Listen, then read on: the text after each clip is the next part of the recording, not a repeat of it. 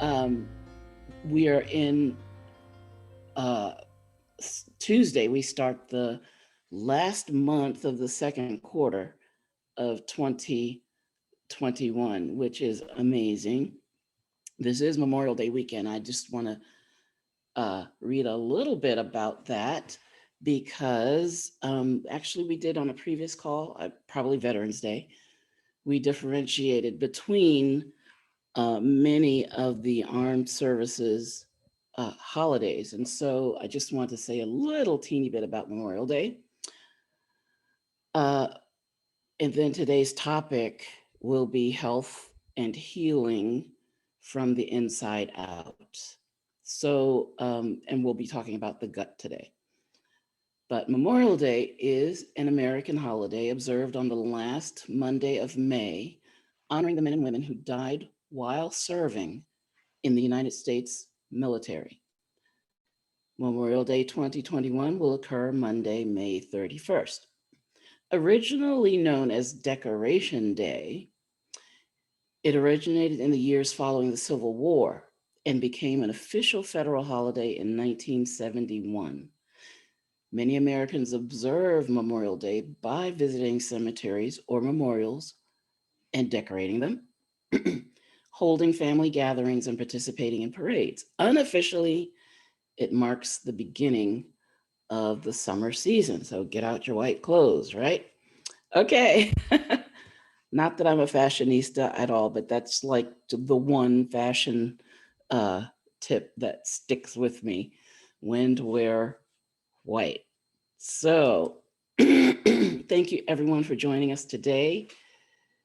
It's amazing to have you here. And also amazing is our fearless leader. And I'd like to bring him to the fore right now, the vigilant, persistent, consistent health advocate and influencer to the stars and to the globe, Mr. Terrence Hope, Enagic 6A distributor extraordinaire. Mr. Hope, are you here? I'm looking for you, looking for you. And yes, mademoiselle, I am here today and glad to be here on the Kangen Water Health and Information Call International. And it's always such a great thing to see people coming on from India, from Dubai, from the USA, throughout the United Kingdom. We have such a great participation from all over the world, and it's very encouraging because we are one world, we are a people, and we're all trying to be here and try to be healthy. I've been in the sun a little bit, so my face is getting a little bit of a glow these days, so we'll see how we go. But it's been beautiful outside, and it's a beautiful Saturday today, and I hope so as well, all throughout the world. And thank you, Dr. Lisa Singletary, beautiful woman here, doctor, being here with us and offering your services. Dr. Lisa Singletary, MD, is a medical doctor, physician, now retired, lending her time to nutrition, hydration, and detoxification, that we all can have that much more of a thorough understanding of how our body works and what really, the body basic needs for being healthy. So we're glad to have someone here who can also help to answer certain questions and get us into more of the other side of the equation, knowing what our body is like, what we need, and really, detailed questions we can ask and get answered. So, Dr. Singletary, we thank you for making your presence available here with us. And to all those of you who are out there all over the world, from Nigeria to Pakistan to Dubai to the UK, many of you have already owned Kangen water machines, have been already aware of the wonder of these machines and, of course, many of their benefits. But what we find is that many people, while they own the Kangen water machines, don't always know fully how to use them and fully how to get the full benefits out of them. So that's one of the onuses for this call. Kangen water distributors, Kangen water customers, persons who own the machines, people who are using the machines, brand new people who are hearing about the Kangen water machines for the first time. We are glad to be here as a resource for you to really teach and show. Oftentimes over the past several years, I have been asked by the NAGIC administrators in some of the headquarters to come through and to teach, to show more information about the Kangen water machines and to get a little more thorough, as I've been fortunately able to do. And as well, I'm glad to be here to do that for you all. You know, our calls are also listed on YouTube after these meetings are completed. So those of you who would like to share them with other people and make sure more people know about the water and really have the health information they need so that they can be, you know, thoroughly effective for your uses. Yeah. So today we begin on the Kangen Water Health Information Call, talking about Kangen water. Dr. Singletary, we're so blessed to have her here with us, goes over different topics about our health, different subject matter that we can delve into. And, you know, we have the opportunity to talk about those things, understand other things about health, and then ask questions. So once again, thank you all for being here. God bless you all as we begin. As I always like to say at the beginning, yeah? So here we are. What is Kangen water? You know, many of us have Kangen water machines, have heard about the Kangen water, heard that it's good for you, heard different things, yeah? But oftentimes, people don't have a full understanding exactly what it is. Here's our motto: change your water, change your life. That's the NAGIC Kangen Water Company's motto that we all share because it makes sense. Change your water, we see the differences in our body, and you get the opportunity to change your life, yeah? So here is an example of one of the Kangen water machines. This is the SD501. It has been the flagship unit of our company for the past 17 years. We use them, we own them, we share the water. We have seen great results with them. There's a great deal of science behind it as well. And we are familiar with this machine in particular. The Kangen water machines produce different levels of water for different purposes in your daily life. And I'll go over that a little bit later. This machine here is known as the Kangen 8 machine, or the K8. Many people have this machine. It is our new top of the line unit. This machine is a digital system that also hosts a universal power supply.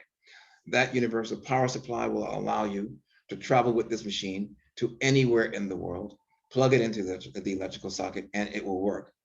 Here on the Kangen Water International Health Call, it is apropos as we are all over the world. And just know, if you have one of these machines, you can take this machine from Dubai to the United Kingdom, from the United Kingdom to the United States, from the United States to Russia, from Russia to Nigeria, or Uganda or South Africa. And you can get adapted deplug that will plug in and work without having to use a power converter. So it's a brilliant machine. If you have the need for that kind of feature, this is an ideal machine for you as well. The Kangen SD501 has 7 plates on the electrical circuit. The Kangen 8 has 8 plates. The more plates you have, the greater and stronger the antioxidant effect and the strength of the water system itself. But we'll go into more of that a little bit later. So what is Kangen water? Kangen water has oftentimes been referred to as alkaline water. But the alkalinity of the water is not the reason why it works and why it has a benefit for your health. The alkalinity of the water is only one aspect of the water. We use that alkalinity, 8.5, 9.0, 9.5, as an understanding of the volume overall of antioxidant molecules within the water that are responsible for your detoxification, hydration, and energy boosting. So people call Kangen water alkaline water machines. You could say that, but the real name for this water is something quite different. So Kangen water, what's the actual name of these machines? Electrolyzed reduced water. Electrolyzed reduced water. This is the actual science term that references what Kangen water is. Kangen water is an electrolyzed reduced water. There are different molecules, ions, within the water that's produced in the process of electrolysis that creates this water. Those have an antioxidant effect. When you drink this water, this is why you're getting various benefits. So what's going on with the water? In our machines, there's what we call a mini lightning strike going on. 240, 230 watts of electricity are hitting the water internally. inside the machines. And when you hit water with electricity, it causes the water molecule to divide into different segments and to restructure in various ways. Yeah. So we're we're gonna pow, as I like to say, hit water with electricity. Yeah. Here is your water molecule, H2O, and then we see it begin to divide into different segments and structure into different forms. Here we're looking at one of these structures, which is the hydroxide ion, or the water molecule that divides into different segments and beginning to restructure in different forms. Yep. Electrolysis is the process where electricity hits water directly at the molecular level and creates a formation of different types of molecules. Here you see in this diagram various types of molecular structures occurring. And what's that all about? So there are different ions and molecules, not to get too sciencey, but just to give you a reference to go back to, that are produced in the process of hitting water with electricity. Those molecules are going to have an antioxidant effect. Some of those molecules are going to have an energizing effect on the body, like molecular hydrogen, that your body is able to convert into energy, ATP. Adenosine triphosphate is the molecule that's produced. So we want to understand the fundamentals about what Kangen water is, so that we can explain it properly to people. You know, most times if we go along and we say to someone, oh, I'm going to drink alkaline water, or if you say to your doctor, I'm going to drink alkaline water, the doctor would say, oh, alkaline water, that doesn't sound like a good idea. Why would the doctor say that alkaline water is not a good idea? Because there's more than one way that we can actually create alkalinity or alkaline water. I'm actually going to break stride from my slides, but I want to show you something in particular that I've left off for later on. So alkaline water, we often see in the store these days. It's marketed as a healthy water. Why did that happen? And why is alkaline water called a healthy water? You'll see in the store, as many have maybe seen in different countries, the promotion of alkalinity and high pH, it being healthy. Yeah. There are filters that are being produced called alkaline water filters. They've got calcium, magnesium, different types of alkaline minerals to turn your water alkaline. Yeah. But it's a deceptive marketing, because, you know, we look at Kangen water. There's a distinctive difference. Kangen water is produced in a process of electricity, as I mentioned before. Alkaline water in the store doesn't do that. Alkaline water takes alkaline minerals and dumps them into your water, so that one can now say that the water is alkaline. Yeah. And where did this all come from? Yeah.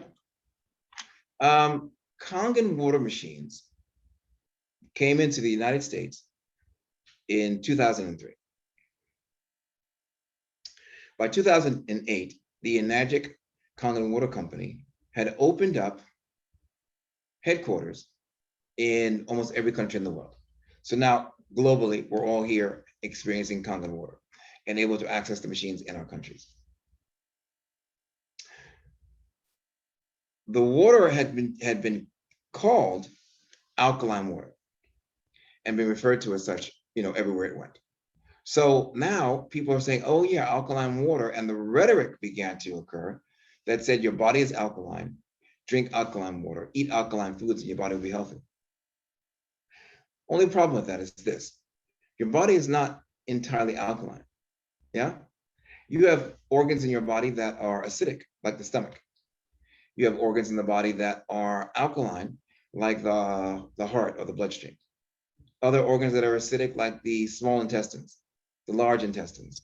As a matter of fact, I have a little chart here. I'm skipping around because I'm changing just a little bit because I want to show you a couple of things. This is a chart that shows the pH ranges of the different parts of the body. Yeah. So we can see already that the body is not entirely alkaline, as we've been told. The saliva can range from the acidic level to the alkaline level. That's a range. The stomach will be in the acidic range from 4.0 to 6.5, maybe even lower, actually. The lower stomach, 1.5 to 4.0. The small intestines, we see here 4.0, that's a low acidic level to 7.0. Large intestines the same. Knowing this, that anything below a 7 on this alkaline pH scale is considered acidic. Anything above a 7 on this scale is considered alkaline, yeah? So understanding that, we can look throughout the body. The brain says here it's 7.1 pH. Urine, 4.5 to 8.0, depending on, what's going on with your urine. Where's the heart? Over here, 7.0 to 7.445 arterial blood as well. The body has different pH levels for each organ. And in order to be healthy, that particular organ must stay in its particular pH range. So if we alkalize the body by putting excessive alkaline minerals into your body, you would cause those organs that are supposed to be acidic to become too alkaline and become dysfunctional. The body does not function properly when the organs are not in their proper pH range. You would cause other organs like the heart, the bloodstream that are supposed to be in the alkaline range to become too alkaline. If you take an organ outside of its range, even the alkaline organs, you make them dysfunctional, impaired. So here, fluids in the human body function to provide digestion, lubrication, nutrient, and oxygen transportation and protection. To perform these functions, the acid levels must be varied to match the bodily function. Overall levels of acidity or alkalinity are a measure of pH scale and must be carefully controlled in each body fluid. So the body self-regulates the pH of all the organs. You're not supposed to drink excessive amounts of alkalinity because that would create a pH imbalance and cause dysfunction and the organs would not work. Yeah? So just a little bit of the skinny on there that we want to make sure that we're aware of. Yeah? So we're hitting water with electricity in the Kangen water machines. We're taking the water molecule and we're creating a production of different ions, molecules that are responsible for detoxification. The whole idea of the Kangen water is to detox you. Yeah, I find myself skipping. I'm changing my narrative a little bit today. The body can become highly toxic. I'll give you an example here. Think of it as a fish tank. Yeah, and I'll take questions later on in the call. So thank you all for raising your hand. We love your questions. We're going to have a Q&A session just for you. Your body is like, imagine a fish tank. If anyone ever has tropical fish, that type of thing. Yeah. The fish tank must be maintained. You must clean the filter of the fish tank. You must filter the water, because if it becomes too toxic, you could lose oxygen, and the toxicity could impair the health of the fish. In the same way, as we clean the fish tank, we must also clean the body inside. We must detox. We cannot have a high toxic load. We look here and we see that the body is primarily water. Between the bloodstream and the various fluids in the body, there's a great deal of water. And it says here, our bodies are 70% water, our blood is over 90% water. And that we need water to hydrate properly. But what we're doing with Kangen water is we're also creating an antioxidant water. So that everywhere in this 90% of the bloodstream and 70% of the body, where water is going to be, you can now have an antioxidant effect. And in that area of the body, that antioxidant effect can help to remove toxicity that could impair the body's ability to maintain pH in that range, in that organ. It can provide hydration at a more optimum level, and the production of something called molecular hydrogen that's responsible for producing energy molecules in the body. Where is that molecular hydrogen? Somewhere here it is. Molecular hydrogen. So you're getting different molecules in the body that are going to create energy, that's going to detox the body. It's going to hydrate you properly. Yeah. The body is self-regulating in its function, and as well, self-healing. It's interesting. I've changed my narrative today. I give you an analogy, an example. Think of the animals in the wild. Yeah. What do we have here? A depiction of various animals in the wild. We've got the deer. We've got the foxes, the squirrels. These many things you find in more, forests near ducks, quails, squirrels, birds of the air, swans, rabbits.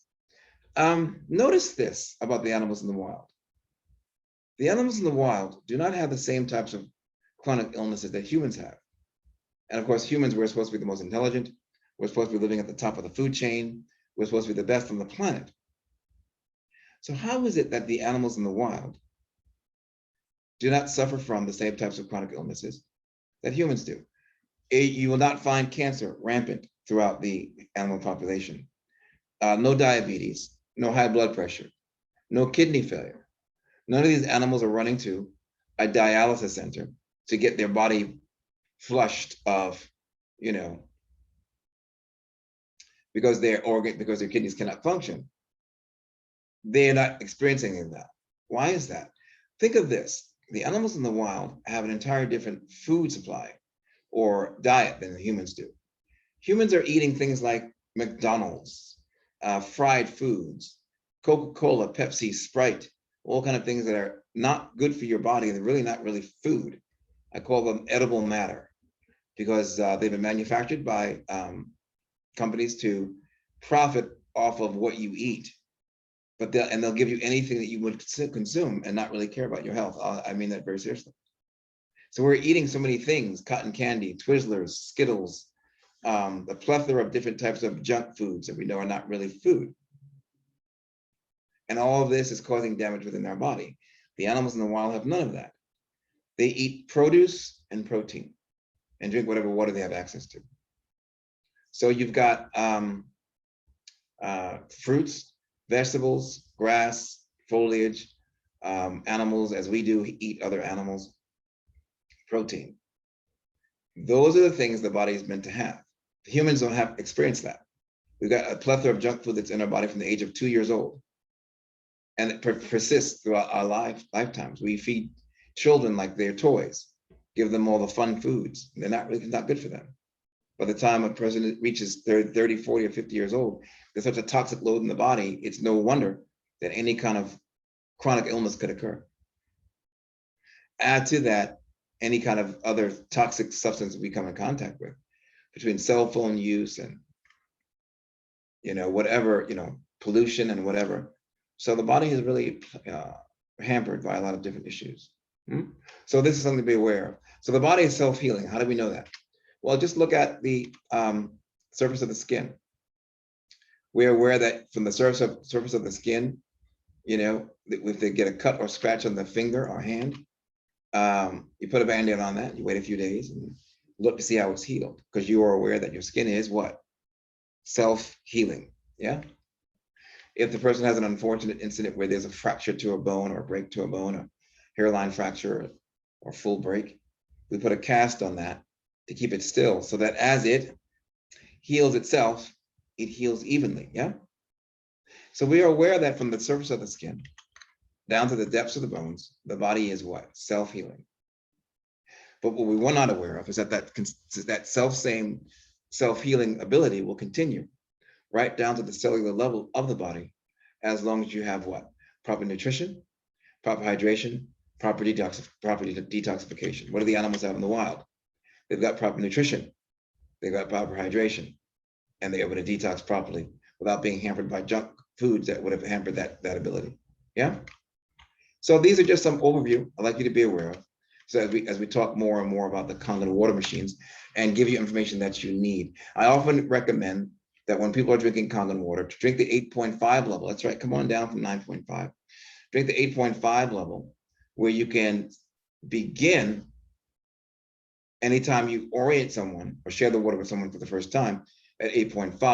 I often recommend people do that 8.5 for about 3 to 4 weeks, because you never know where a person's toxic level is. And the various levels of the Kangen water machines, 8.5, 9.0, 9.5, represent a mild, mid-range, and high, strong detox level. You start at the 8.5, so your body has a mild detox that your body can handle. You don't want to have an avalanche of toxins coming to the colon all at the same time and overwhelming it, yeah? I also recommend people who are maybe overweight, if obesity happens to be an issue, I recommend that they stay at the 8.5 level for extended periods of time. Why is this? because at the 8.5 level, a person's overweight can detox more comfortably. There are higher toxic levels within the fatty cells of the body, as the fat cells are being produced to trap toxins that your body couldn't otherwise expel, thereby protecting your major organs from high toxic levels that could cause an impairment. So I recommend that you stay at the 8.5 level for extended periods of time if you are a little bit heavier, because you don't want to take a 9.5 that could push more toxins to your colon at one time than it can handle. And that can happen in these cases. Yeah. So 8.5, 9.0, 9.5, start at the 8.5 always. After about 3 to 4 weeks, progress to 9.0, try that mid-range. And then you can top off the 9.5 if your body weight is usually about normal for your body height and size. Yeah. Some people will actually get better results, even no matter what their body size is, at the 8.5 level. Sometimes if you're drinking Kangen water at the 9.5 and you don't see all the results that you were hoping for, drop one down to 8.5. You might find that you have better results there. There's no race to get to the 9.5 level. Drink the water at the level that the body can detox comfortably for you. Yeah. So I'll pause there and we'll go off forward to Dr. Singletary. Although I do see a hand that's raised at the moment.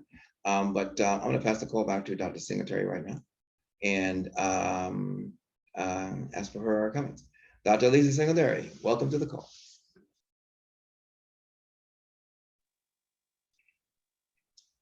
Oops, you're muted as we look through our technology.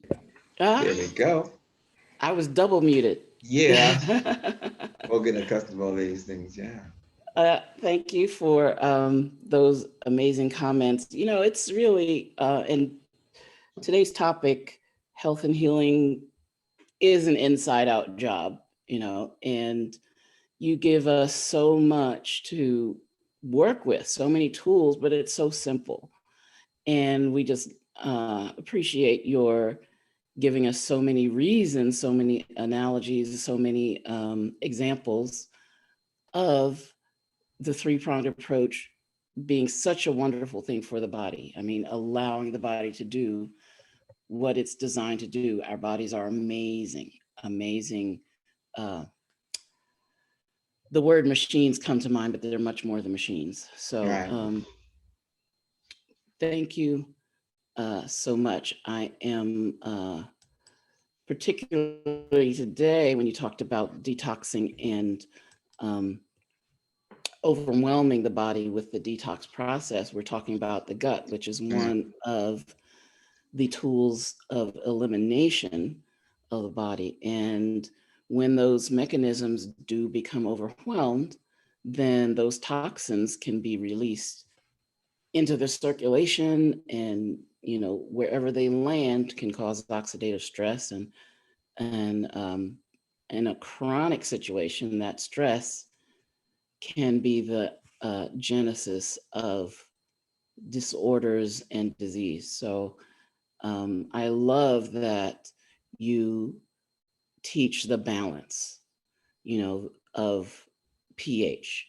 The body has to be, and I love those three words on that slide, in its, and I can't even quote it right now, but in each area, in each compartment, the balance has to be spot on.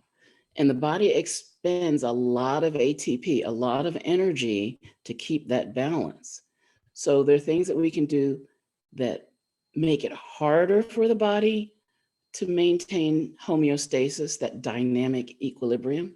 And there are things that we can do to make it easier for the body to maintain homeostasis. And when our bodies have an easier time maintaining homeostasis, meaning not expending so much energy just minute to minute, keeping us on point, we can better handle when stressors come from the environment, from the outside, from an injury, from, you know, some other issue.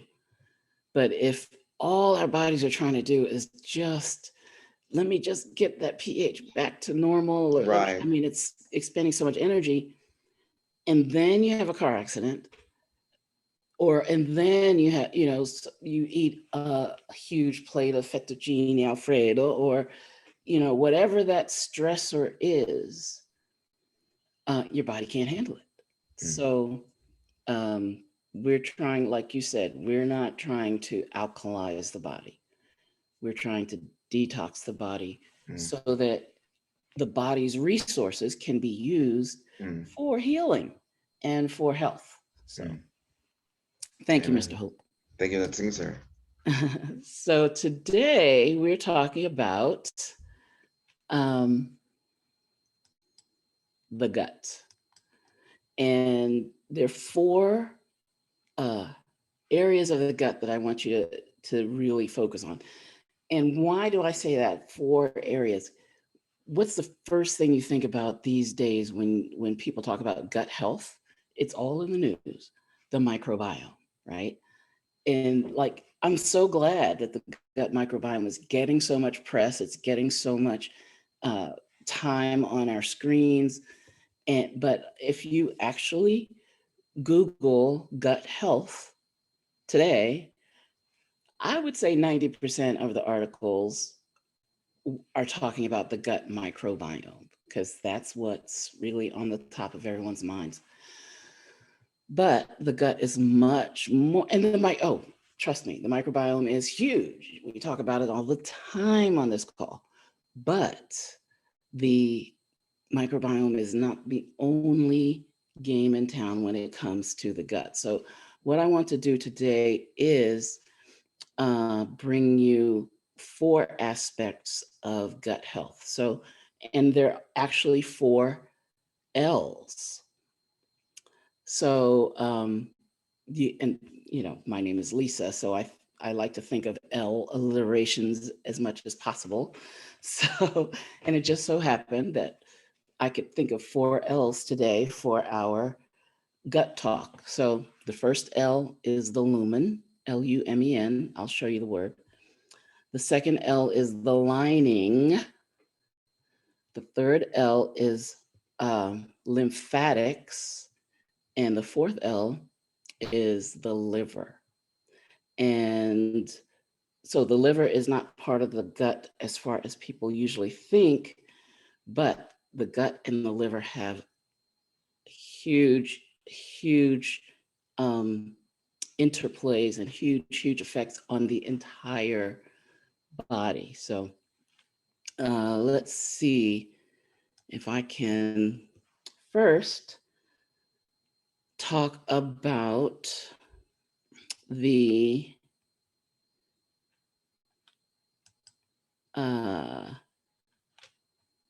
I think something's going to a picture is going to come up.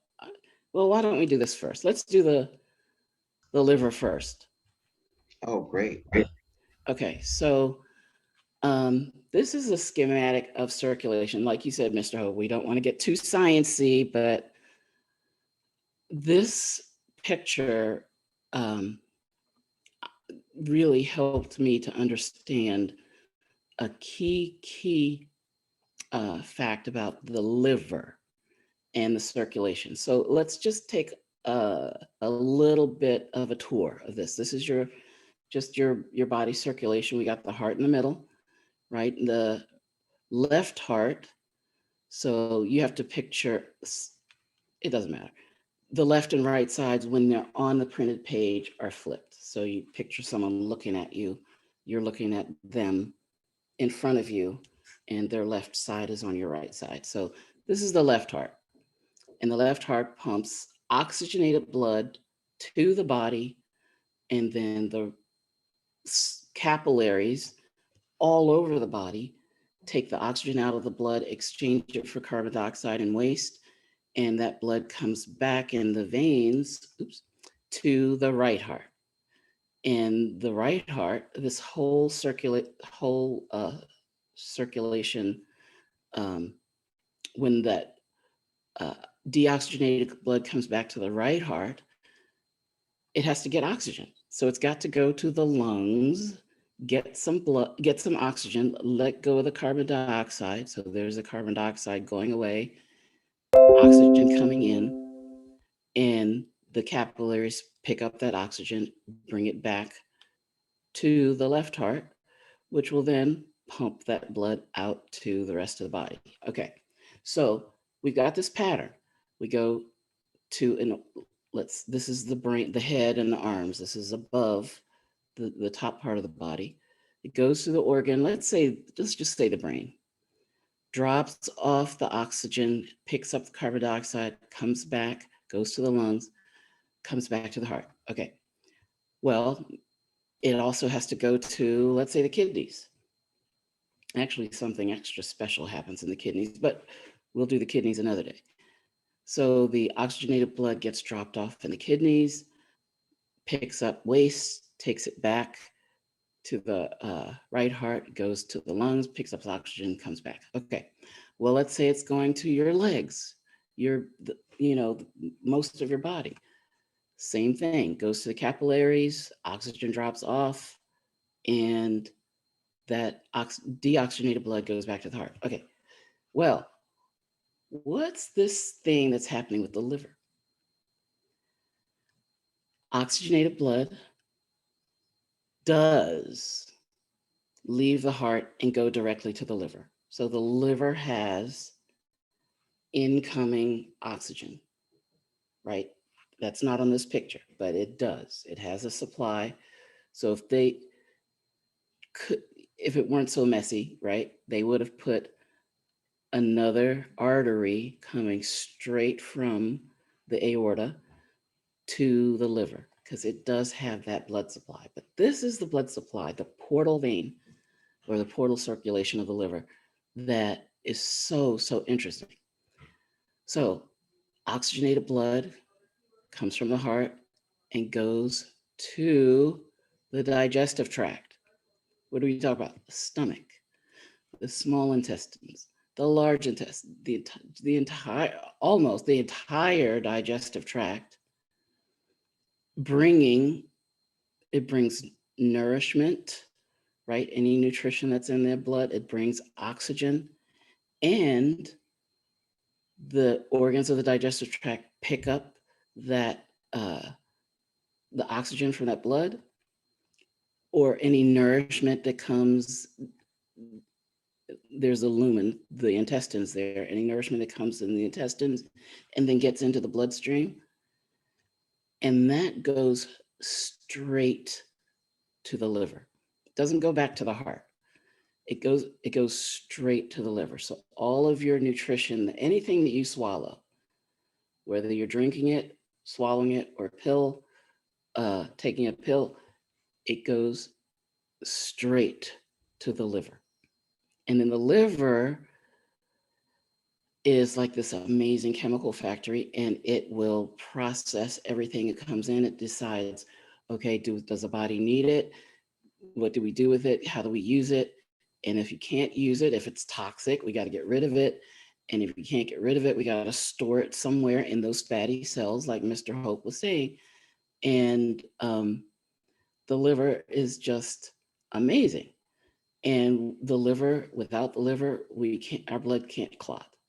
Without the liver, our fluid doesn't stay in our bloodstream. We get swollen and swollen and swollen. Without the liver functioning properly, we don't make enough proteins in our body. So our growth is stunted. I can't even begin to tell you how important the liver is. But anything that you eat or drink, anything that you swallow, is going directly to the liver. And the liver isn't always ready to handle that stuff. So for instance, there are some drugs, even drugs that are available over the counter, that damage liver tissue when you take them. And you do that on a large amount on a long-term basis, you're going to have big problems.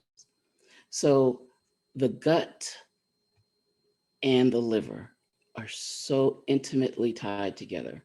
It boggles the mind. But so the liver is the gatekeeper of everything that you bring into your mouth and swallow. So one reason to be very, very mindful of what we take in, and a huge reason that we I find that it's more and more beneficial to pay with your pocketbook and eat organic, eat local, eat as pesticide free as possible, and as farm to table as possible. Even though you don't get all of your nutrition there that way, it gives your liver a break. Okay. Now this month is uh, Mental Health Month.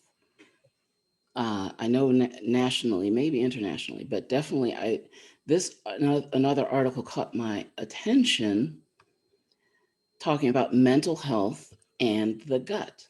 So um,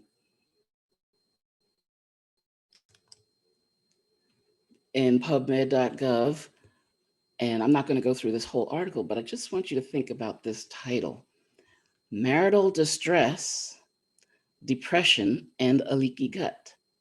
Translocation of bacterial endotoxin as a pathway to inflammation. So your emotional state and your gut are intimately tied to each other. All right. Um, and I just wanted to put that in your mind as well. And you might think, well, your gut's down here, your brain's up here, your emotion. I mean, how does it work? But your cells talk to each other, and these chemicals that are made in your gut by your gut bacteria are signals that go all over the body. So, um, and that communication is two-way. And we've done a couple of calls about the gut-brain axis, but we can see directly with the circulation how something that's in the gut can make it to the brain and have an effect, and something that's in the brain can circulate through the body and have an effect in the gut. Okay, so what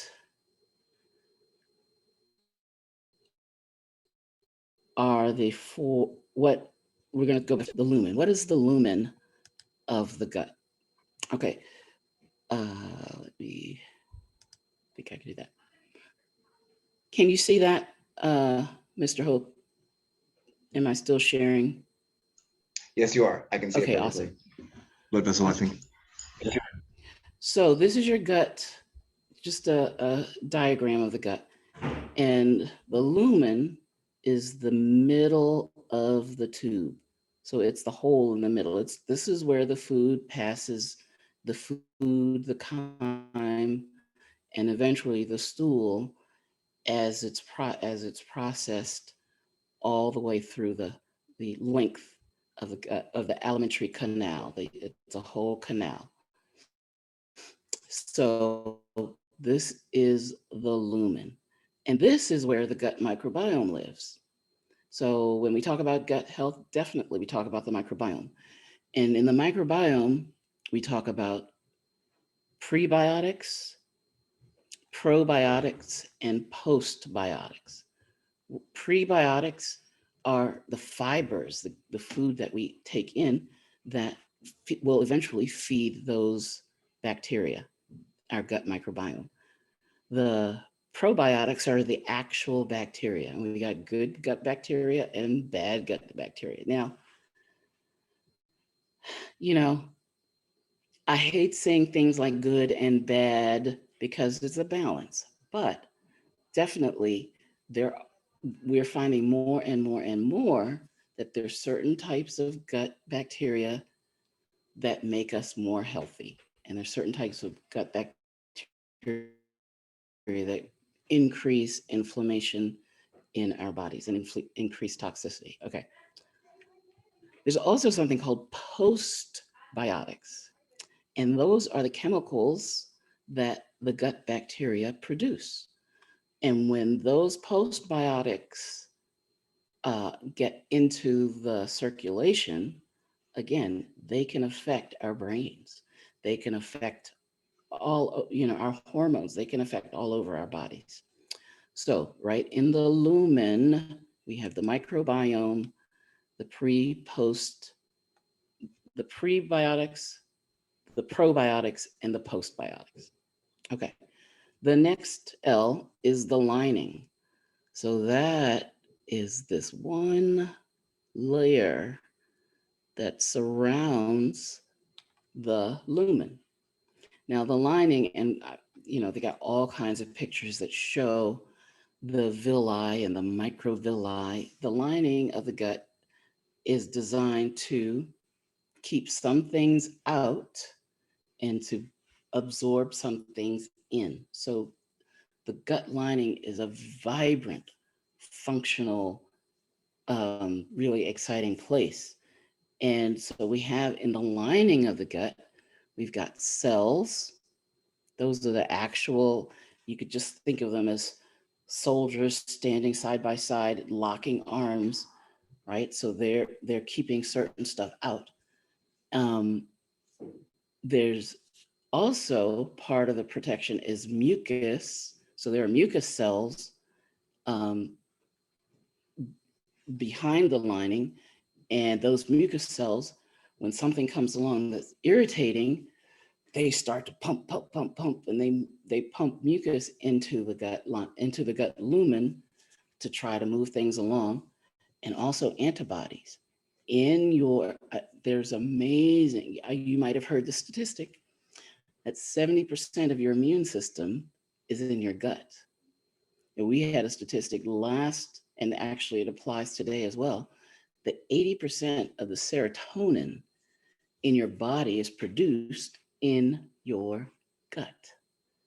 So amazing. But your defense system, your first defense system is your mucus lining and the antibodies in your gut mucosa. The final uh, L. Okay, so that's the lumen, the lining, the liver. We've got is the lymphatics. And there's something in your gut called Pyres Patches. And Pyres Patches are collections of immune cells. And they are right at the end of your small intestines, just before they go into your colon. And I'm talking, when I saw, my jaw actually dropped when I saw Pyres Patches for the first time under the microscope. It was so impressive that we had so many immune cells there waiting to take care of any bacteria that might escape from the colon, or, I mean, it was just so impressive. So what are Pyres Patches? They are groupings of lymphoid follicles in the mucous membrane that lines your small intestines. The lymphoid follicles are small organs in your lymphatic system. That's part of your circulatory system, but it's also part of your immune system, right? That are similar to lymph nodes. Your lymphatic system is made up of tissues and organs, your white blood cells, which help your body to fight infection. Your spleen, your bone marrow, lymph nodes are all part of your lymphatic system. Pyres Patches play an important role in immune surveillance of materials within your digestive system. This is the process by which your immune system recognizes and destroys potential pathogens. And this really doesn't show you where they're located, but they're in the lining of your small intestine. Okay, so the lumen, the lining, the lymphatics, and the liver.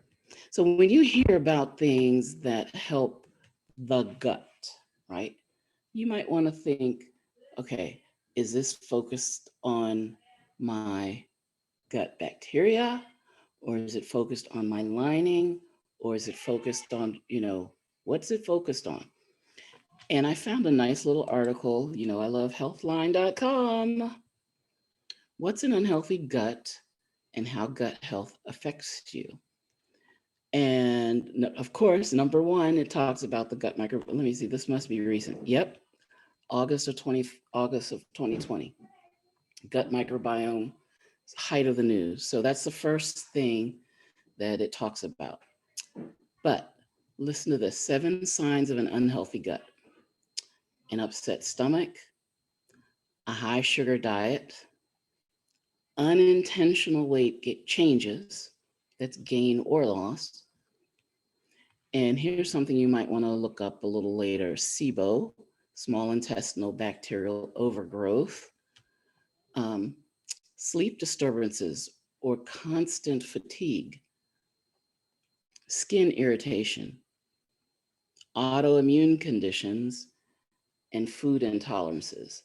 So, when the gut gets inflamed, that row of soldiers that are locking arms, they get tired of, or they have to fight the inflammation, and they break ranks, and the gut can become leaky. And when that happens, the immune system in the body can be triggered. And we want it triggered where it's supposed to be triggered, which is in the lumen of the gut. We don't want it triggered in the bloodstream or in the tissues surrounding the lumen. So this is how autoimmune conditions can start to develop when there's chronic inflammation. And food intolerances, uh, which is different than a food allergy. A food allergy is something that you're carrying an EpiPen because when you eat, let's say, peanuts, a lot of kids have peanut allergies these days. Uh, their breathing is affected, and their blood they need something that will keep their passageways open, or else they can actually go into anaphylaxis and have serious issues and even death. A food intolerance is you eat tomatoes and your mouth tingles, or you might get a little indigestion if you eat certain foods, and or some people. I mean that, and there's a spectrum, right? There's a spectrum of symptoms as far as what foods will make your gut react. Um, but this is why we have one reason why we have the 12 bad foods, because these are foods that don't necessarily make people allergic, but they are intolerant of these foods to some degree or another. So 7 things you can do for your gut health: lower your stress level. There's a gut brain connection.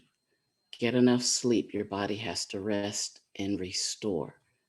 Eat slowly, right? Your teeth have a purpose. The saliva in your mouth has a purpose. It starts your digestion.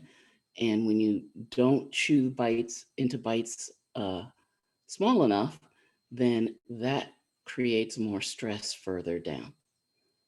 Stay hydrated, right?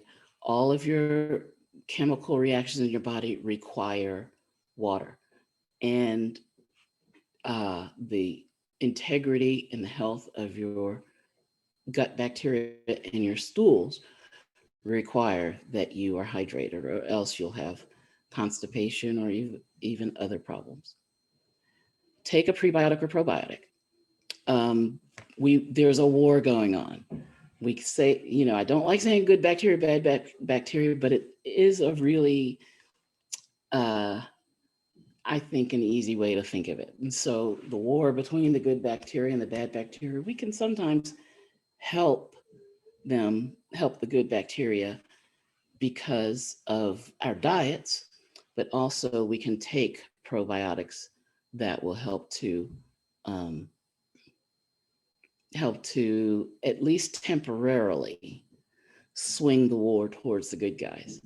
Now, is taking a probiotic the final issue? No.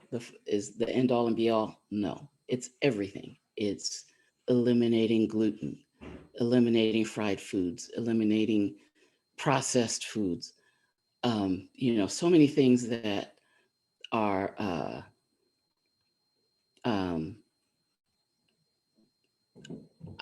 the word damaging is in my mind. I didn't want to say it completely damaging, but they are damaging to the gut. So yes, prebiotics and probiotics can help. Check for food intolerances and change your diet. Ding, ding, ding, ding, ding.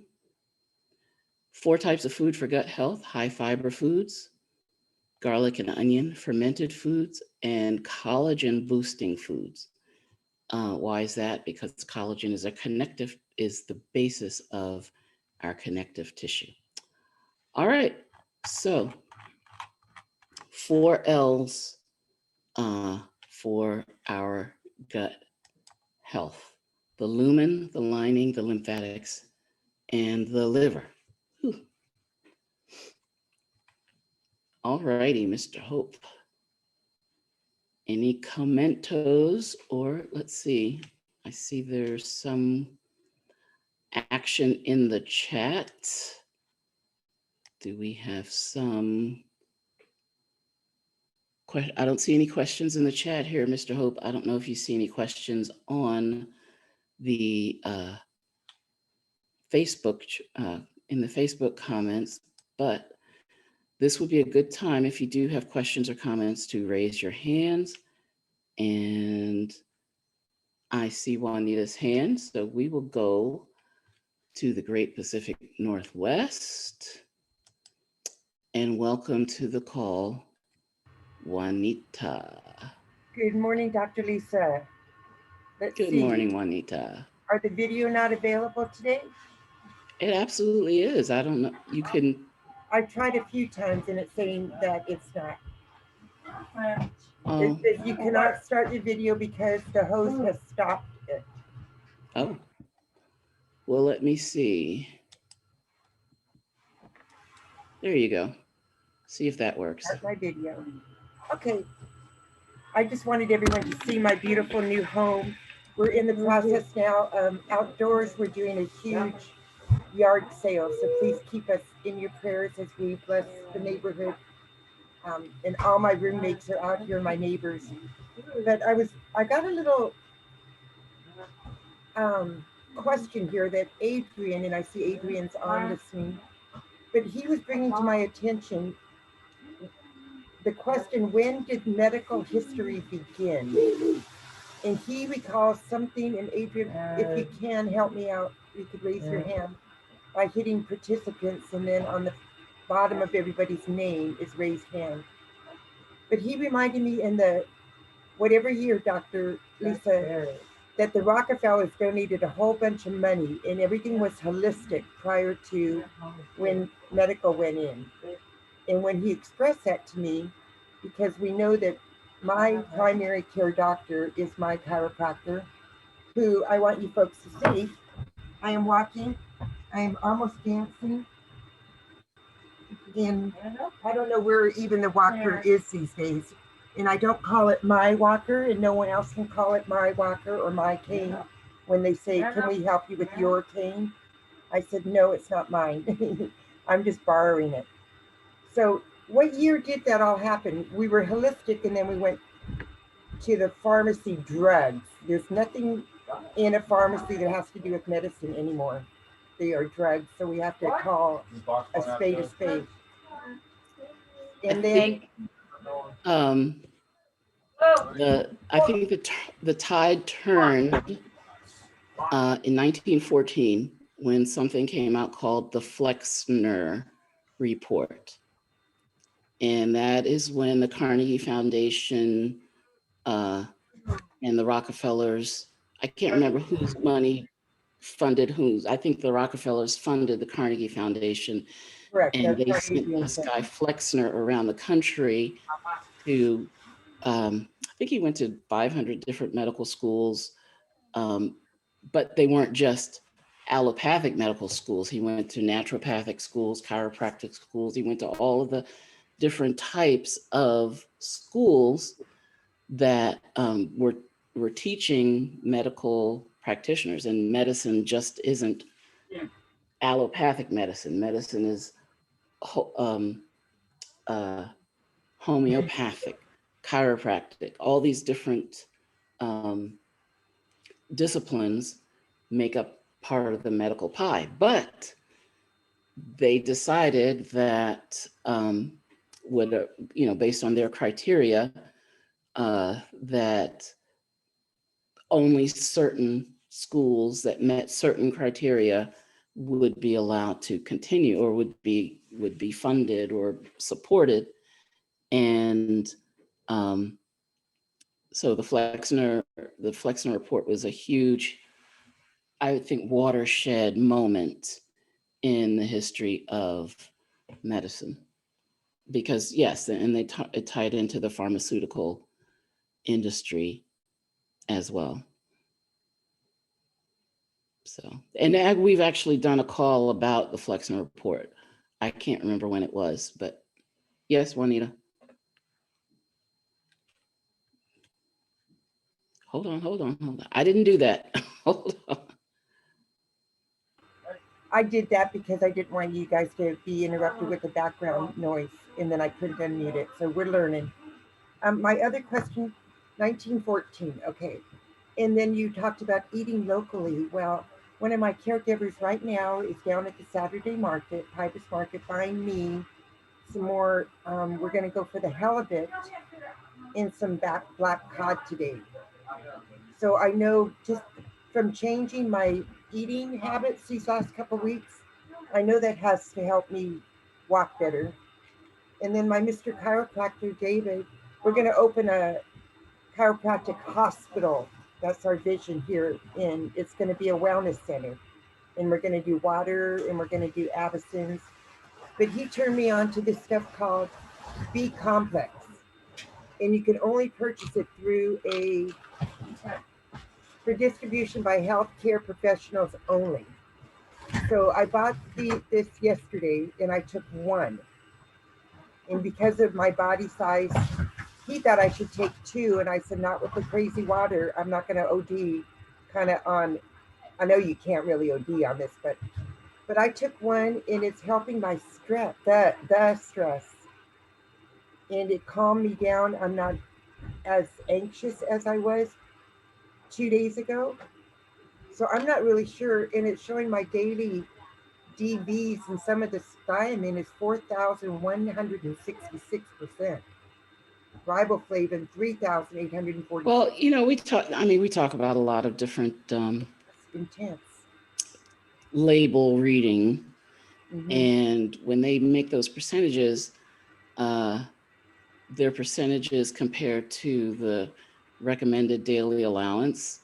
Okay. And the recommended daily allowance is not necessarily how much you need for health. The recommended daily allowance is how much of a certain vitamin or mineral you need to just avoid a disease based on a chronic deficiency of that vitamin or mineral. So yeah, a lot of times you'll see big numbers in the percentages that it's 4,000 or 10,000 or whatever times of the RDA, but that doesn't mean that it's 4,000 times what you need. Daily value. It's 4,000 times the bare minimum to just barely avoid getting a disease from that deficiency. And he was saying that this is good for the adrenal glands. See, that was B vitamins are good for energy. They're part of your energy pathways. But we don't talk about really mega dosing individual vitamins and minerals. I've highlighted some individual vitamins and minerals on the call because they're so important and so unknown. But your body needs 90 essential nutrients every day. Mm-hmm. And it needs them in the right combination. It needs them in the right dose. Mm-hmm. And one of my caregivers is very into nutrition, the one who's helping me with the gluten-free. And she says you don't take these your whole life. You do them for like 3 months. And you start maybe with... Well, I don't know anything about those. And, I'm not talking about other brands like that. I'm not talking about the brand. I'm just talking about the B complex itself. Yeah. you need B complex with every breath. You need Okay. B complex as part of your ATP system. You need it all the time. So, you know, Okay. I can't speak to what Well, they're saying. whatever it is, I'm just wanting to know, let you know that it's really helping with the equilibrium, the vertigo. I think just because I'm at peace furthermore, and then we're going to start studying frequencies a little bit too. So thank you very Good. much. I see a couple other hands raised. We can go to them. Thank you, Juanita. Okay. I saw your question in the chat, Hayat. So we're going to go to you next. Let's see. Can you unmute? Hi, Dr. Lisa. How are you? Awesome. Thanks. Welcome to the call. Thank you for joining us today. Thank you very much. It's lovely to be here. I just short of following up from what Junita said. I mean, and what you said. Historically, it's been a war between different medical communities, what is good and what's not. And remember, the war that started more over 200 years ago is the war we're still having today with different establishments. Sure. You know, there were recently research conducted in Armenia, I believe, in the university hospital, and they discovered it's relating to COVID. It was done in November 2020, and they discovered that the people who died, were severely deficient in vitamin D3 than the people who survived. Even those who had an underlying condition, still the outcome was the people who had severely deficient in vitamin D3. Now we know hydration is the foundation. There is no shortcut here. People need to drink water to detoxify on a daily basis, because whether we inhale or digest toxic or heavy metals or chemicals, we still need to drink X amount of water on a daily basis to reduce it. Now, this is that we still gonna continue in years to come and 100 years to come, that to be involved between those who try to genuinely deliver and help people like you and I and the rest of the team try to do, and the pharmaceutical industries and the food industries is trying to, glamorize that is good way of eating.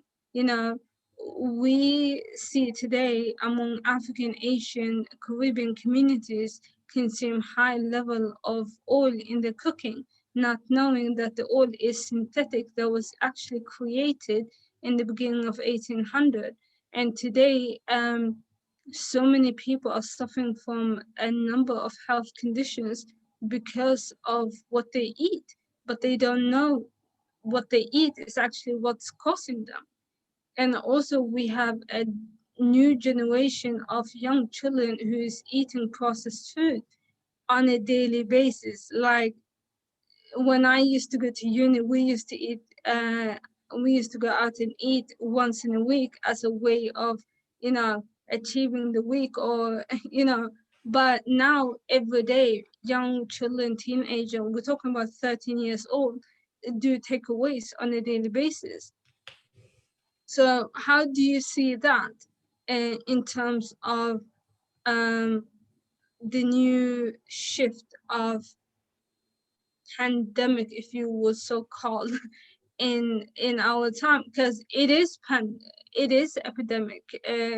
I would say is this a form of creating a never-ending cycle of people getting sicker and sicker? Yeah, absolutely. We talk about that on this call all the time. And your insights and observations are spot on as far as the oils and the processed foods and, eating out and what's happening to our youth. It's tragic what's happening to our youth. And so we have a call such as this where we do try to educate people as far as the basis of, we call it the three-pronged approach: hydration, detoxification, and complete macro and micronutrition. Um, and we do have a list of good foods and bad foods. And we do say it's more important to avoid the bad foods than it is which good foods that you eat. Because yes, some people are plant-based, some people are carnivores, and everything in between. But there are healthy choices versus non-healthy choices within all of those disciplines. Um, and you just had a question. I saw in the chat your question about omega-3s and omega-6s, and how omega-3s are more anti-inflammatory, and they're not so much in our diet. But omega-6s are more pro-inflammatory, and they are loaded, our diets are loaded with omega-6s. So making good choices as far as, and we've done complete calls on diets that are rich in omega-3s, or in a good omega-3 versus omega-6 ratio. And every cell in your body needs essential fatty acids, right? And it needs it for just the integrity, the structure of the cell, but also for making your hormones, for keeping your cells supple, for making cholesterol, which your body needs cholesterol to a certain degree in every cell of your body. So, yeah, I mean, that was a very, very good question.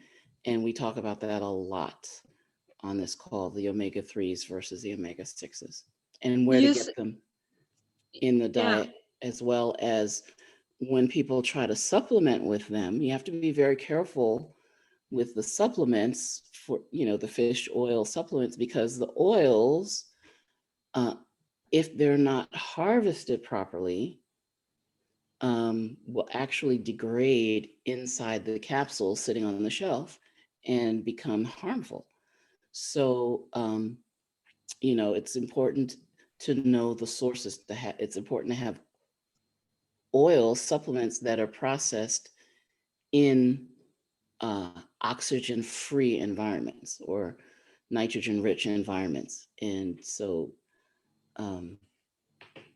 you said that we need to consume food that contains essential nutrients, to feed our body. But today we know that majority of our food is processed. Even the production of fruit and vegetables, even the you buy organic, it's just doesn't contain the level of nutrients it's supposed to have than it did 200 years ago. And therefore today we are more dependent on consuming supplements that actually proven to work. This is also another point to be made, that not all supplements actually work. And a lot of people don't know how much money they are actually flushing down the toilet by buying supplements where they believe to be working because somebody told them to, then they actually proven to work. Yeah, we talk about that all the time on this call, and we said that she's definitely singing our tune. You are not what you eat, you are what you absorb. So even in the last call, we talked about the porta potties that have thousands and thousands and thousands of undigested supplement pills or supplement capsules that have passed through without the body absorbing, and so people are, when they get the idea that, yeah, I do need to supplement because the minerals are not in the soil anymore because of industrial farming practices or because of hydroelectric dams, or the way the industry has redirected the nutrients. So we have to supplement, and you pay money for these supplements, but if you don't get a an absorbable brand, it's not going to do the body the amount of good that you expect. Truth. Well said. All righty, thank you, Hayat. Where are you Thank calling you. from? Calling you from UK, London. Wonderful. Thank you for joining us today. Thank you. All right. And I think I did see Irene's hand, but it's down now. So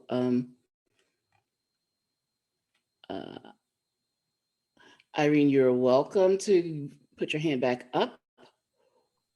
Or Mr. Hope, if you have any comments that you want to bring based on the chat or based on my comments or based on your brain. I love, yeah, right. So I love the forum that we have here, where we talk about things that people really need to understand more. I appreciate Hayat's comments about nutrition and the different questions she was asking, because we try to be thorough here. Kangen water is the best water in the world, as we all know, but you also have to eat, and you want to have proper nutrition. So we want to have that balance of understanding those things that are important for the overall health, getting the nutrients that we need, understanding how the body processes food as we digest it, break it down, detox, seeing what the processes are that are going on, understanding the importance of detoxification, and perhaps even those things that can inhibit the proper detoxification that our body truly needs. So, wonderful forum. Glad for the questions, and I'm sure this call has been extremely educational for many people around the world. And then we also remind you all that are out there, from India to Dubai. We appreciate those coming in from the UK, to Nigeria, to Uganda, South Africa, United States and Canada, Hawaii and beyond, in Asia. Come on and raise your hand as well if you have questions. And we'll like to take those questions and answer them for you, get more involved with the things you need to know about, and be a resource for you. And I see another hand up. You see that hand there, Dr. Secretary? I do. Ayanda, welcome back. Welcome to the call. Hello, can you hear me? Yes, Perfectly, indeed. yes. Welcome. Hello, great seeing you both. I'm going to, I'm a realist and I like to keep things real. And my question today is, okay, it's a little easy for me to sort of eat the best that I can because it's only me. But what is the minimal that you can do? I was wondering, because it's expensive. I try to do my wild caught, like I said, eating the best things that I can get to help heal my body, but it's really expensive out here. And everybody can't really afford to do that, especially if you have a family. I was wondering, what is the minimal thing that I can do? Because, I love the water and I'm really not a eater of food so much, especially in getting 3 meals a day. I don't consume 3 meals a day, but I like drinking things, and I know not the water alone is going to be enough, but what can someone do if you really kind of afford to make certain adjustments? What really minimally can you do to sort of stay in a good place, I guess I say? Mm. That's an excellent question. And so I have several answers for that. I was on a call this morning. It was called Breakfast of Champions. And I'm looking for my notes. Yeah, there they are. I took some notes. There was an aging expert on there. And I'm not being facetious when I say this, okay? But he was talking about the three different theories of aging. And one of the things that improved all the theories was caloric restriction, decreasing your calories by 40 to 60%. And so instead of 3 meals a day, go to 2 meals a day. That also, and intermittent fasting stimulates autophagy. It's really healthy to eat less. The other thing, the second thing I've found is that when you get complete nutrition, you're not as hungry. And, the three-pronged, the hydration, detoxification, and complete nutrition, you're not as hungry because your cells are satisfied. Your gut microbiome is satisfied. Your body has what it needs to function, so it's not driving you to, oh, I need selenium.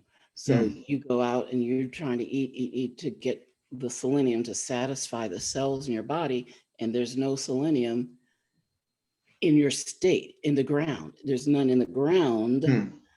And so there's none in the food supply. Food, whether you get it at the grocery store or whether you get it on a farm. And so your body, you're spending the money and it's not it's not enough for your body. So that's where the discussion of supplementation and absorption comes in. I also made a statement just in passing, but we have a good food, bad food list. And it's more important to avoid the bad foods than it is to, which good foods you choose. So avoiding the bad foods helps you cut down your budget too, right? So when you go into this, and I've heard this for decades. When you go into the store, stay on the outside, stay on the perimeter, don't go down the aisles. Anything that can sit on the shelf of a store, it doesn't have to be refrigerated or doesn't have to be fresh, or isn't fresh, really your body doesn't need, and it can work against your body. But for a family, I know the pasta and the macaroni and cheese and fill them up with the bread. And, those are strategies that people have used for a long time. And they are really working against the health of the entire family. And, what's going to cost you more? Making some choices now or being sick later. And, being sick is very expensive. And I'm not being facetious about that at all either. Medical bills, the cost of medical care is skyrocketing. So if we can prevent that with getting our heads together and making good choices, working in this can be we've got a lot of really health-minded, smart people right on this call. So just coming back and being a community here, we get good ideas. For instance, call number, I don't remember the call number, but it was on April 17th. We had a massage therapist here, Anita Prendergast. And she was talking about, or someone asked a question similar to this, how to get healthy food into their teenagers. And she gave us recipes for what she called sneaky smoothies. So what she did was she used her creativity to figure out how to sneak good stuff into great tasting smoothies for her teens.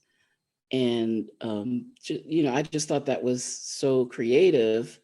So that was something that she gave to our community here on the call I think everyone benefited just from that little shift of, okay, let me be creative about this. But I remember the beginning of my journey into health in earnest. And I had a friend of mine tell me that once she started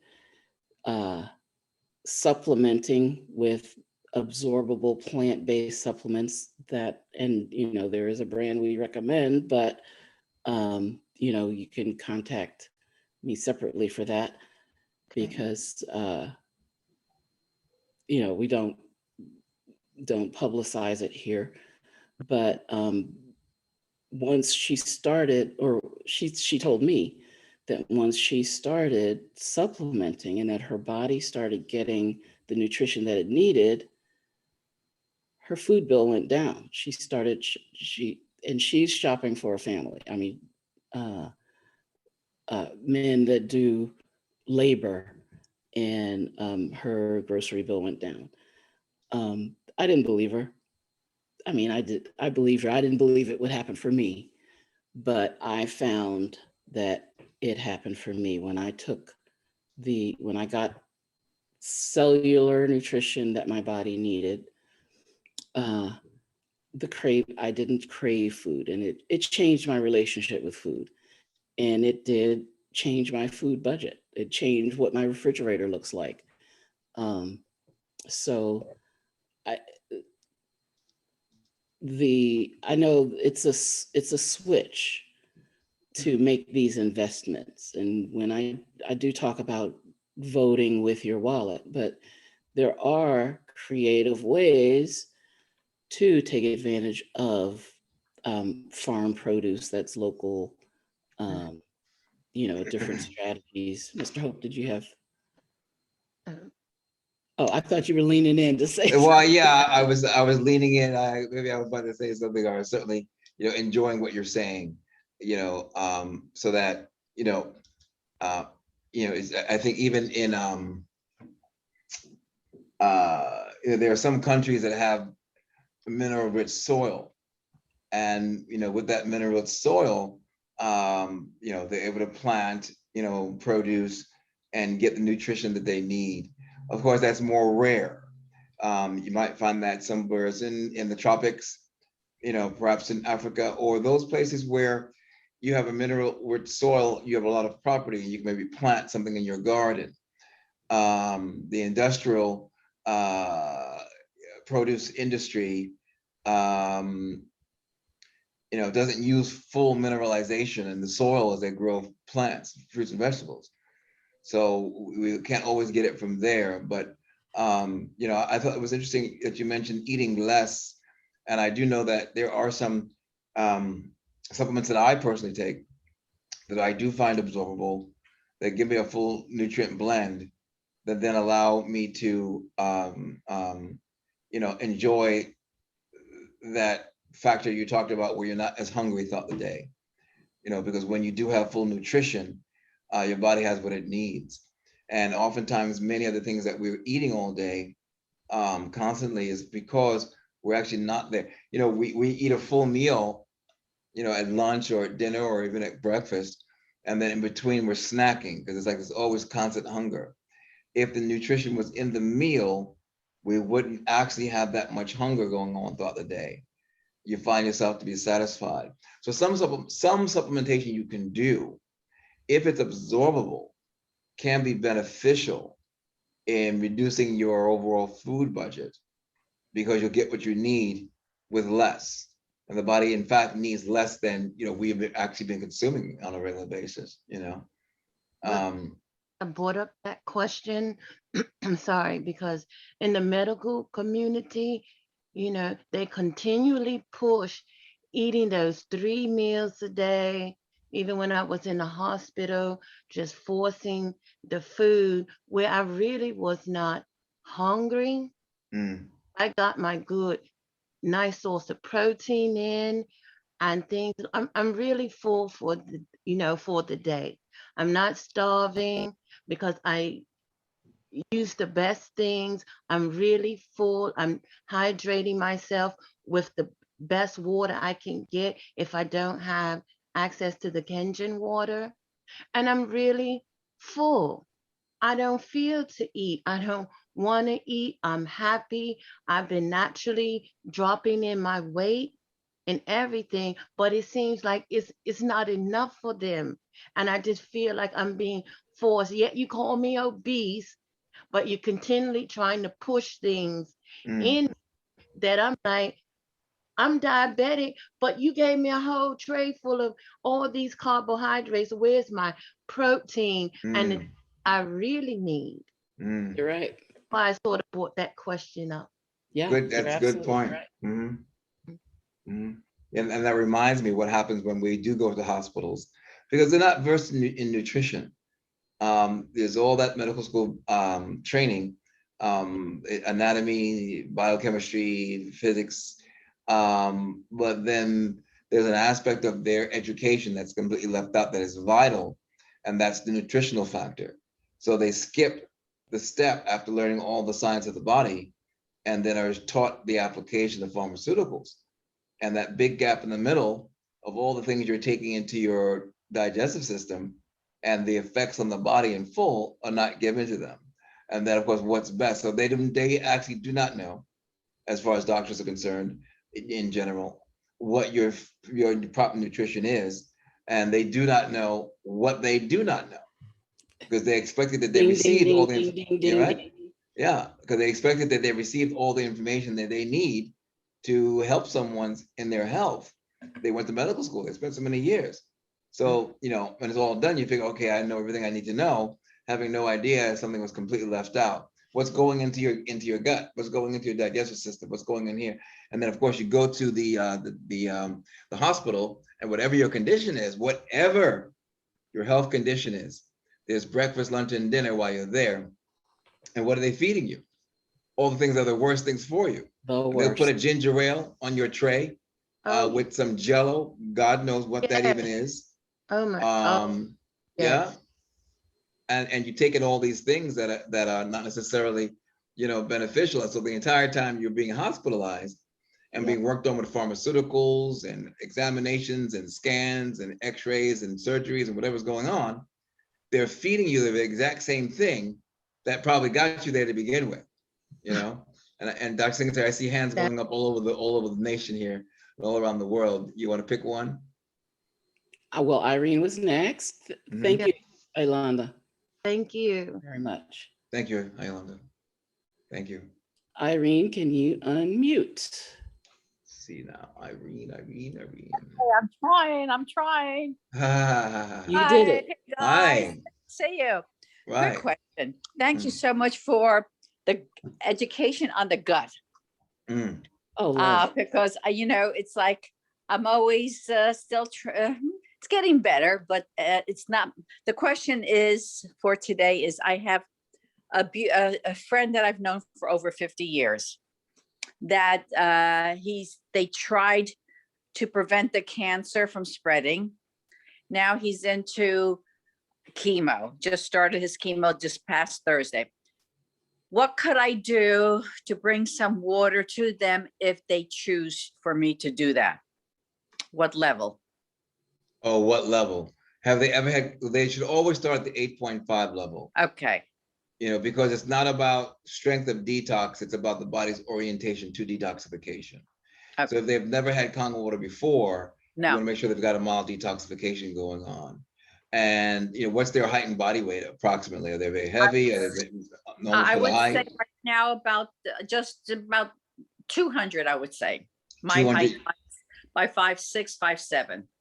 200 pounds, 200 US pounds. Okay, yeah. So 5'6", 5'7". So in that case, you want to be sure that they are on the 8.5 only, because at that body weight and that height, it's overweight for their size. And a high 9.5 could easily overwhelm them in detoxification. And for those in the UK, 200 pounds is about 400 stones, as we say in the UK. So So that would be 8.5, and then try to get them to be at like 4 liters or 4 quarts of that water per day, particularly when they're on the chemotherapy. If they, take that in infusion, right after they're done, they should be drinking a 132 ounces of the water, because the chemotherapy is going to go in and it's going to kill everything. It's really a toxic poison. It's not per se a medication or medicine. Right. And then you need to remove the toxic load from the body immediately, which the detoxification of electrolyte reduced water can certainly help with, and has been known, if you look at any science journals on that subject matter. Kangen water is our brand name. Electrolyzed reduced water is the science term.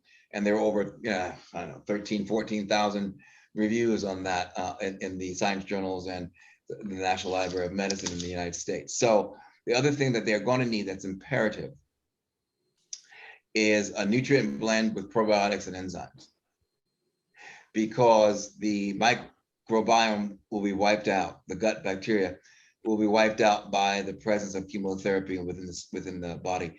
That includes radiation if they go through that as well. And it must be restored. If it's not restored, their immune system cannot reach its proper balance again and proper height. It's actually one of the reasons why many people will see recurrences in tumors even after a tumor is eliminated from the body. They'll see the tumor will appear to regrow 6 months or a year later. And that's not really occurring from the initial tumor, because chemotherapy pretty much routed that out.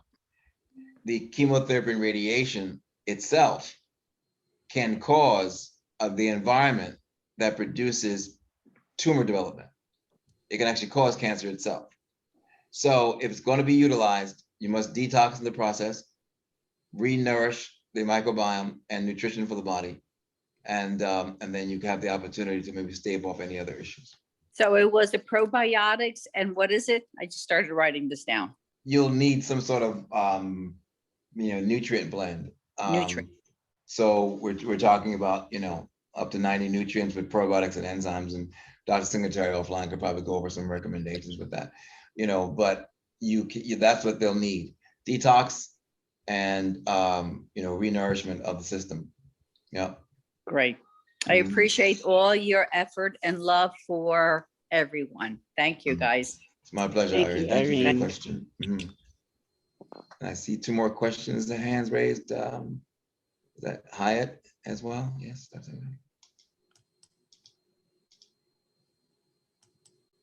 All right. Whoops, am I muted? No, I'm not. I'm up there. No. Okay. All right. Do you have Hyatt, Okay. Dr. Singletary? Just can I just respond, say something Please. to Eileen? Yeah. I've been working with cancer patients during the COVID. It just happened because I'm a health practitioner studying to nursing, so I kind of jumped into that because anyway, Yes. what I learned was when the cancer cells spread itself, when it goes to certain height or weight, the doctor will say to you that, well, now we can't do anything. It's just about making the person comfortable, and they will inject morphine, midazolam, whatever that is, to make them comfortable. Now, you want to prevent the cancer cells to go up to that weight. And also, I do not believe that that is the end of it.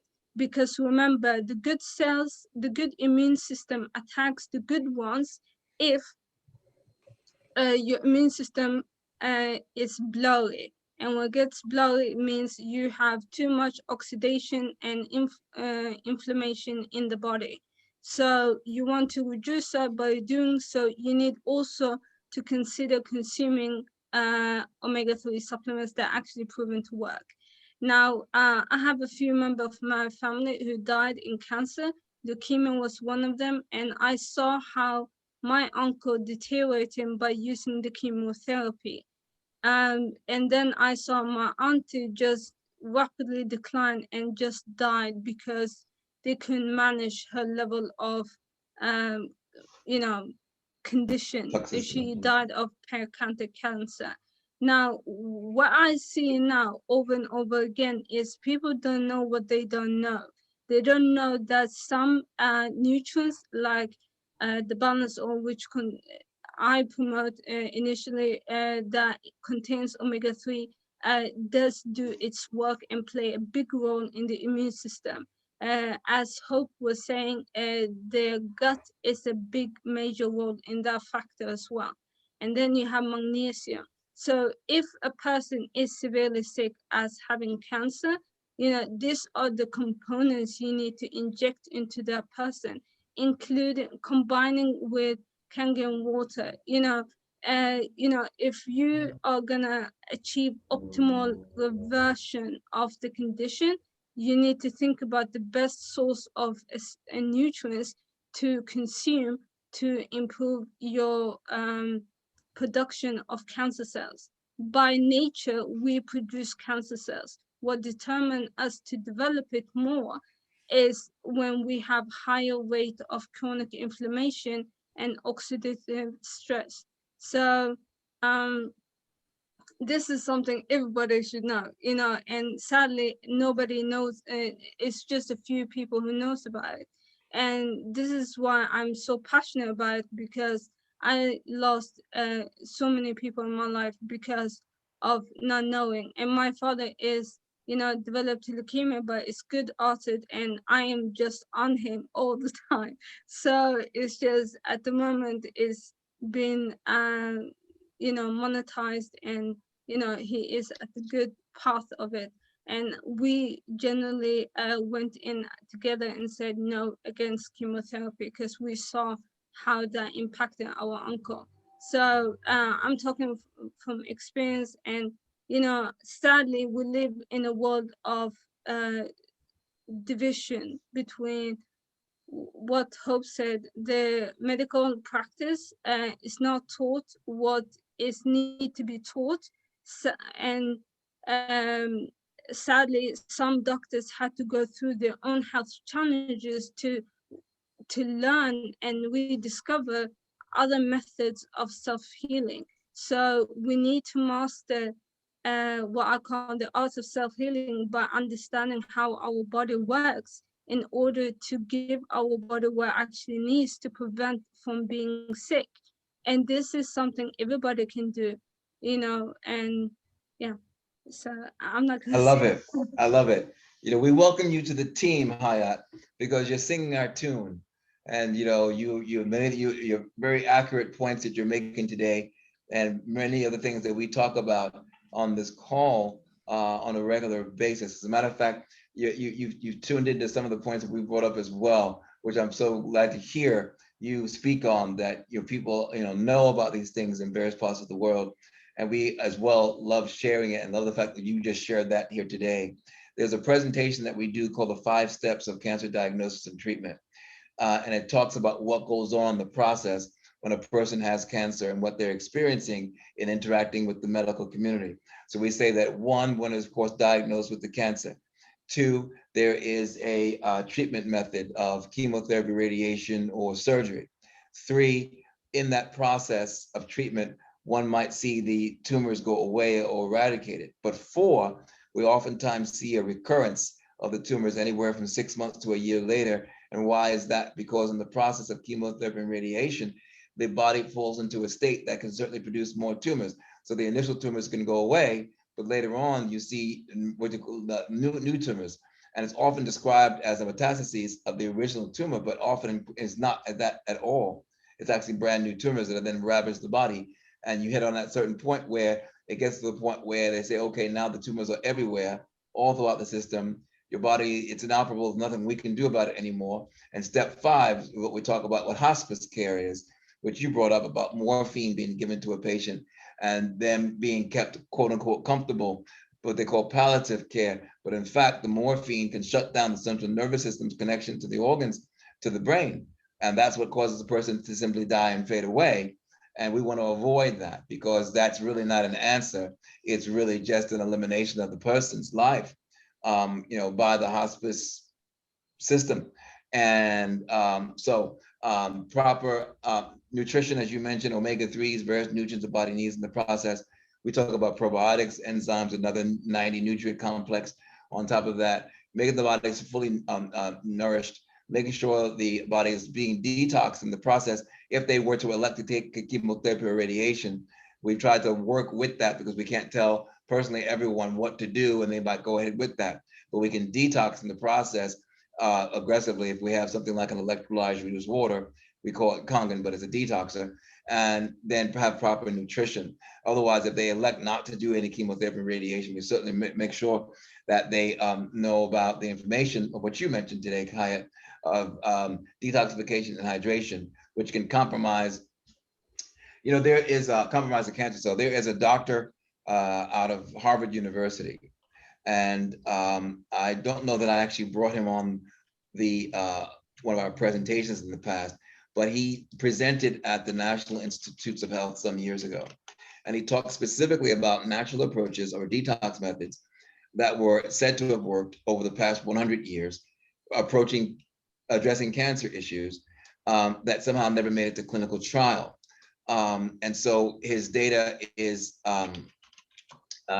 detailed and beneficial because it shows the series of different methods of approaching cancer issues that matter of fact, I might just not show the whole thing, but just so you show you a cover of it. What was that, Dr. Singletary? Okay. Yeah. I'll have to take it out. It's. Oh yeah. Go ahead. So but this was a talk given at the National Institutes of Health. It's publicly accessible on YouTube. The doctor's name is Dr. Vikas Sukhatme, and he talked about natural healing, promise for the future in yesterday's remedies, traditional therapies to modern medicine. So one can look this up and see the presentation for yourself. And in his presentation, he goes over various methods of natural cures that were said to have worked that never made the clinical trial. Here, Joanna Brandt's book on the Great Cure. He mentioned other methods as well. There was something else called the cottage cheese method of healing someone that would cause a situation where the cancers could be eliminated. He talked about different types of immunity and things that would create immune responses in the body and bring about the opportunity for the body to compromise cancer cells. But more importantly, he went over something called cancer cell metabolism. And with cancer cell metabolism, he talks about the glucose that the body is converting to pyruvate, which is an enzyme to convert to energy. And of course, the runoff from that, which is lactate, more of a waste product of the body. And in the details of his presentation, he mentioned how this can lead to, if you could eliminate the lactate present or minimize it, how that will lead to the, lactate is used by the cancer cells to convert into energy. And so if you can minimize the presence of lactate, you can minimize what the cancer cell needs in order to create its energy.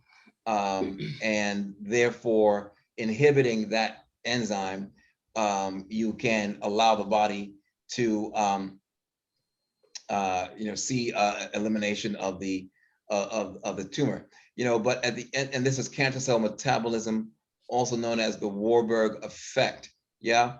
But in the latter part of his presentation, he went into detail about how the various elements that were one in the grapes, two in the cottage cheese flaxseed combination he showed earlier, had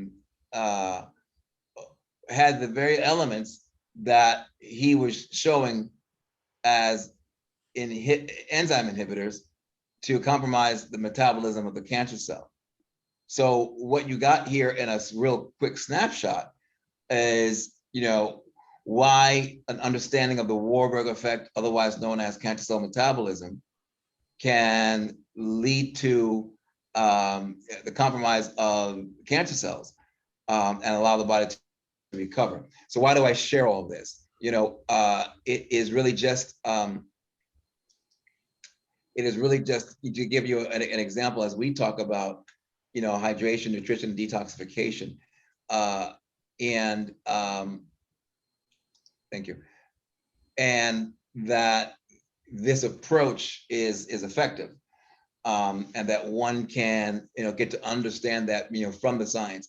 Here on the call, we don't really talk as much about what we call testimonials, which is good to have, but we like to look at the science and the data that's already done and provide you with those things. We're not here to make any medical claims. We do know that the information is available out there. We look to point you to it so you can understand it for yourself, share it with others, and if you need to, share it with your doctor, and have something that can be of benefit. So once again, I appreciate Hyatt and the questions you brought today and the information that you shared with us. And I just shared a link there to that YouTube video from Dr. Vikas Sukhatme, his explanation of cancer cell metabolism and the natural approach that can be beneficial.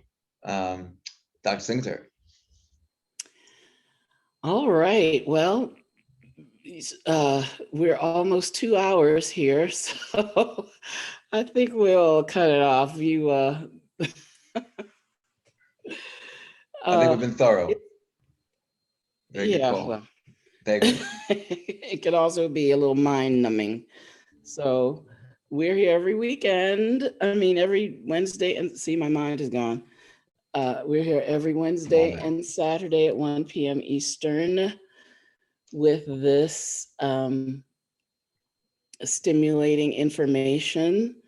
And I just want to say, please, also our, as Mr. Hope mentioned earlier, the replays are available on YouTube. If you go to YouTube and search for our channel, which is Kangen Water Radio. Thank you, Hyatt. I see your heart. So thank you for everyone for joining us. Thank you particularly for those of you who stuck it all the way. We lost a couple people there. The replays are available. We also have an extensive archives of on the YouTube channel, we have our last 16 calls-ish. And in our archives, we have all 390 plus calls. So the archives of our call topics logs is available. Just ask us, contact us by phone or text or email. We do ask that if you do go to our YouTube channel, if you find value, and I trust you will, do all the things. Like us, love us, comment, subscribe, you know what to do. And we will just very much appreciate that. How do you contact us? You can call or text area code 866-526-4368. Is that it? I didn't pull it up. Mr. Hope, you could correct me. And also, you can email us at kwnation7@gmail.com, kwnation, the number 7@gmail.com. And you can ask for our call topics log. You can ask for the good food, bad food list. And also, I'm going to put I'll put those two links in the description box of the YouTube of the recording. Okay. So it's actually, if you look at our last couple of YouTube, if you look at the YouTube videos, the resources are in the description box. You just hit the little down caret and you can get in there and start digging through the goodness. Also, the links to the articles that I brought today will be in there. And we are just, like I said, very thankful that you're here. Have a great, great rest of the weekend, and we will see you on Wednesday. Mr. Hope. Yes. Thank you all for joining us. Glad to be here. Glad for those who stuck it out with us here on Kangen Water Radio on the Kangen Water Health Information Program. We love seeing you here. I'm also going to give you a little link so you can actually go to our Kangen Water Radio program if you'd like. Leave that in the in our share chat and enjoy. Quite a good day. Quite a good day. Love you all. Cheers.